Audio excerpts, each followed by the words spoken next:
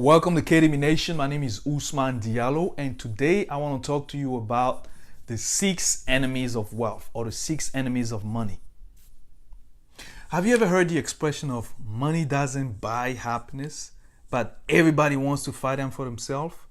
Or money doesn't bring you happiness, but it's a pretty good down payment for it, right? So when it comes to money, people got a different perception. Everybody have their own ideas of what money is supposed to be. But I believe that there is 6 things that you need to know when it comes to money. So let's get right into it.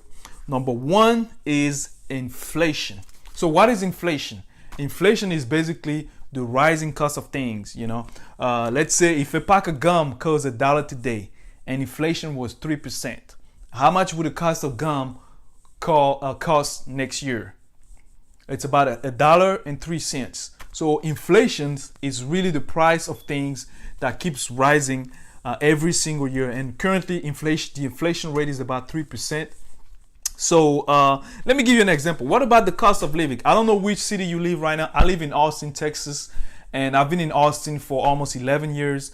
Moved here in 2005. And I remember in 2005, the price of a 1-bedroom apartment was about $485.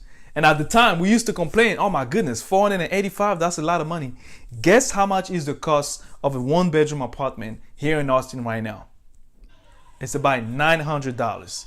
$900. That's a 100% increase in the price of a rent of an apartment here in Austin. And that's if you live in other cities like California, Los Angeles, or any other state like California, you understand like the price of everything is just going higher and higher. And it's not just rent. The price of food is going high. The price of gas. If you have kids, diapers is very expensive. Yes, when those kids poop, it's expensive to take care of them. So inflation, number 1, right? And let me give you some statistic. So in 1980, the price of a house in America was about $47,000. Fast forward to 2017, guess how much the price of a house is? $188,000. That's an increase of over 300%. 300%. Think about that. Back in the days, you could have a house for $47,000. That was pretty sweet, right? So what about banks? If the price of things keeps going up, if housing is expensive, food is expensive, everything else is expensive, and we are told that one of the best place to put our money is in the bank, what's going on in the bank? If I were to ask you right now, what do you think is the interest rate in your saving account in the bank? Is it 3%? Is it 2%? 1%?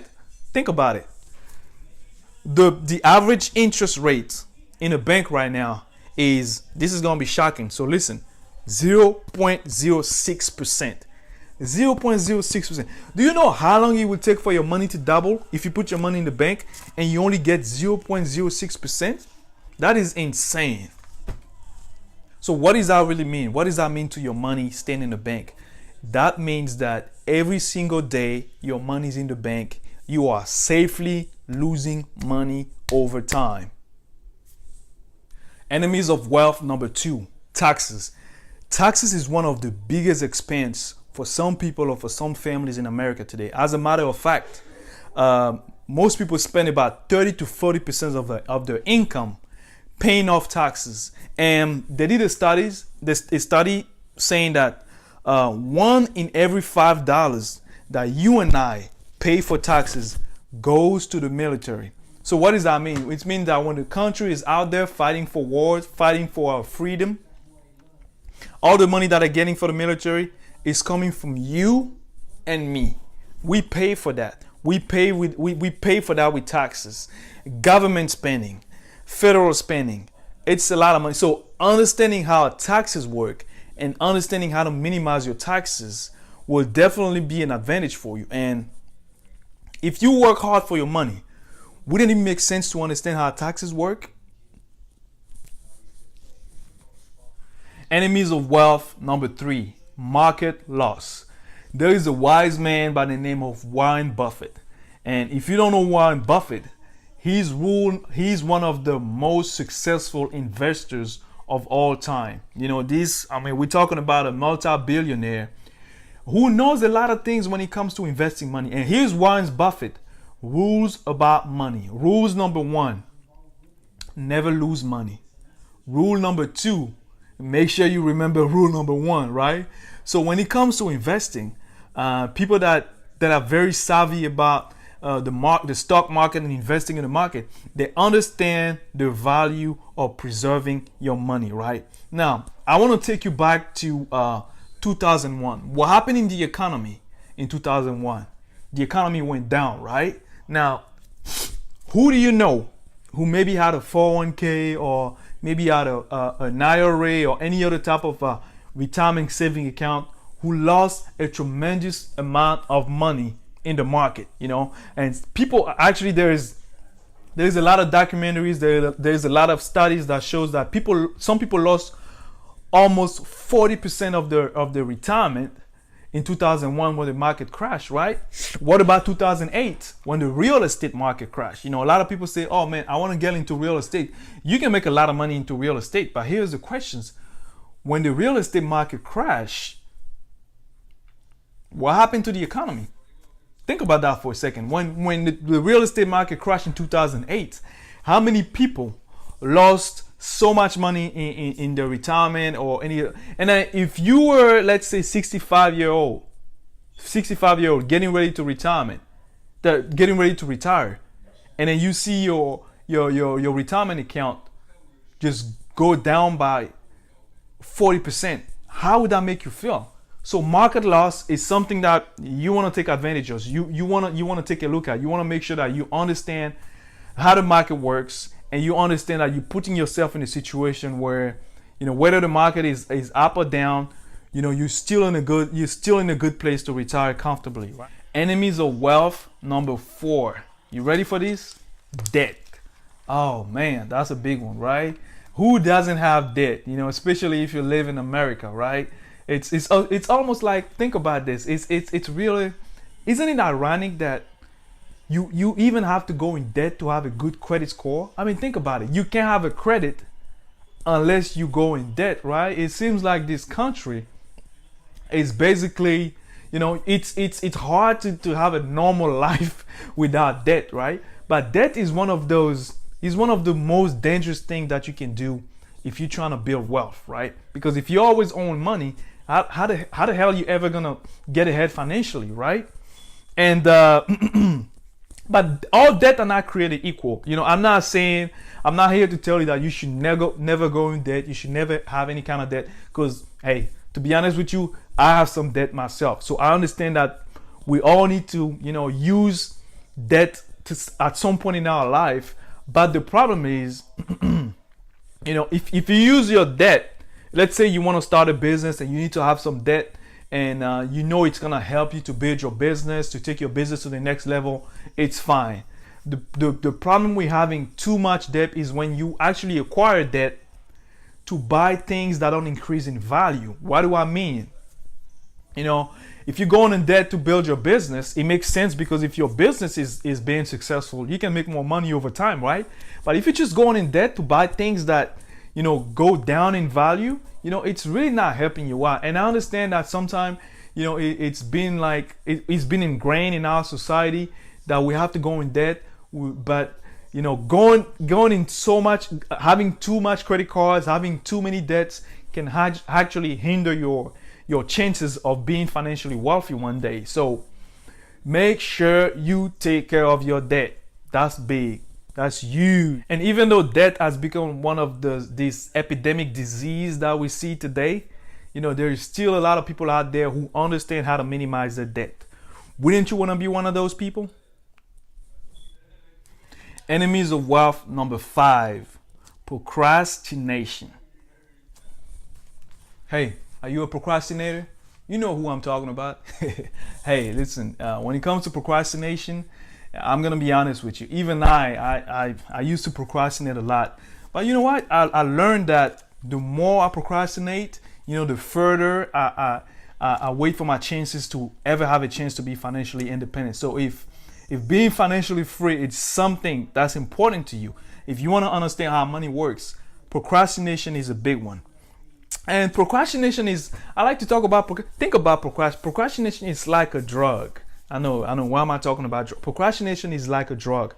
It's a lot of fun until you get to the phase when you overdose, right? And especially when we talk about retirement, and today in our generation, especially the younger generation, nobody wants to talk about retirement. And it's almost like when you ask people about, have you ever thought about retirement? When do you think people think about retirement? When they're young or old? The sad truth is that most people think about retirement when they're already old. And most people think about retirement at that age because they usually procrastinate while they're young, and they believe that retirement is something that they should be preparing for only when they get older, which is completely the opposite. So why do we procrastinate? So if we know that we know about procrastination, we know about the high cost of waiting, why do we procrastinate? Let me give you some statistic. So today, 46% of Americans have less than $10,000 saved in their account for retirement. This is according to the Department of Labor. Less than $10,000 saved in retirement, 46% of Americans. Why do we procrastinate so much? Well, the answer to that question is very simple. Think about it. Have you ever bought a car? Have you ever bought a TV? Have you ever bought new clothes? How do you feel when you bought that brand new car, right? You want to show everybody off, you go to the car wash, twice a week because you want to keep that car clean. You buy some new clothes, you're ready to put on some clothes, you want to go out, you want to go out with your friends, you want to hang out. But when it comes to saving money, we always procrastinate. We're not excited. Why are we not excited about it? It's very simple. You see, a car, you can buy a car, you can buy clothes, and you can buy anything else. And these are tangible assets. What do I mean by that? You can actually touch the car, you feel the car, you see the car, right? When you wear the clothes, you feel the clothes.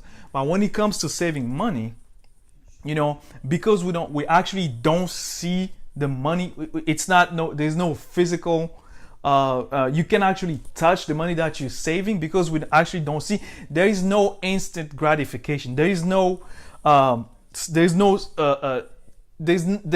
satisfaction, instant satisfaction that you get for saving money.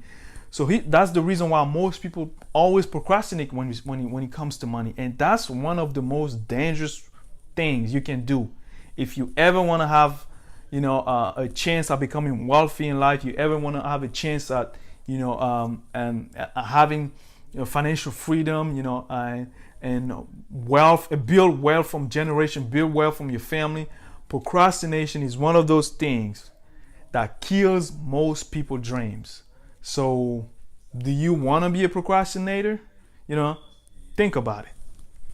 Have you ever heard people say that, a lot of people say this, that you hear it all the time, your health is your wealth. Well, that's true in more than one sense, actually, because healthcare costs has become ridiculously expensive. It's very, very expensive these days. When something happens to you, you get into an accident, or you have some type of illness, some type of disease, you end up in the hospital. It's very, very costly these days, to make sure that you can pay off your medical bills, right? And as a matter of fact, I have some other statistic here for you. They did a study in Harvard University, and they found out that 62% of bankruptcy filed in 2017 in the U.S. alone are caused by medical expense.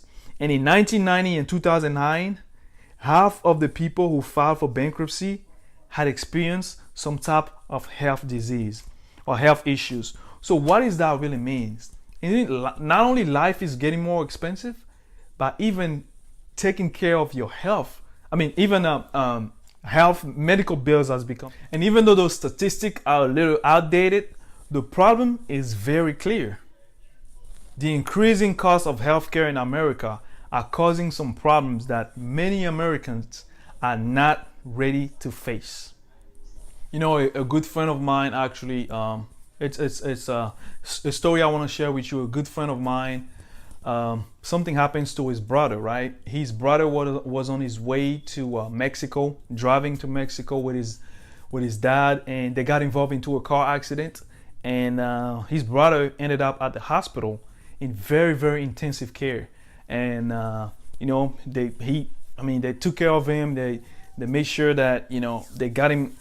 He's safe now. You know, everything is working right for him, but he's now dealing with the medical bills of over $1 million.